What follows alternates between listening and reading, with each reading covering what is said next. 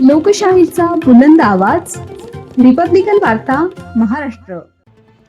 फुलंब्री येथे फळ विक्रेत्यांची दुकाने हटवली, मात्र वाहतूक कोंडी सुटेना. फळ विक्रेत्यांची नगरपंचायतकडे पर्यायी जागेची मागणी.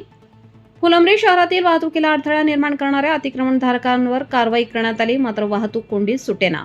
शहरातील टी पॉइंटवर फळ विक्रेत्यांमुळे ट्रॅफिक जाम होत आहे.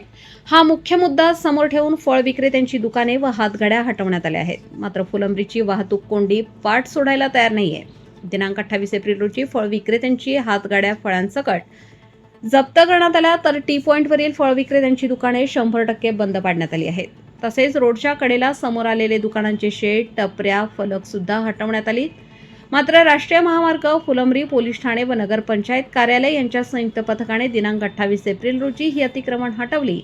मात्र दुसऱ्याच दिवशी म्हणजेच दिनांक 29 एप्रिल रोजी मोटारसायकल धारक व चारचाकी कार चालकांनी आडवी तिडवी वाहने उभी करून दाखवून दिले की हातगाड्यांवर संबंधित अधिकारी कारवाई करू शकतात, पण कार चालकांवर दंडात्मक कारवाई करण्याची कोणाचीही हिंमत होणार आहे का, असा प्रश्न सामान्य नागरिकांना पडला आहे. फळ विक्रेत्यांनी मोठ्या प्रमाणात फळे आणून ठेवलेली आहेत आणि अचानकपणे त्यांची दुकाने उठवल्याने मोठे नुकसान झाले आहे. म्हणून सर्व फळ विक्रेते नगरपंचायत कार्यालय येथे हजर होत फळांची दुकाने लावण्यासाठी पर्यायी जागेची व्यवस्था करण्यात यावी अशी मागणी केली.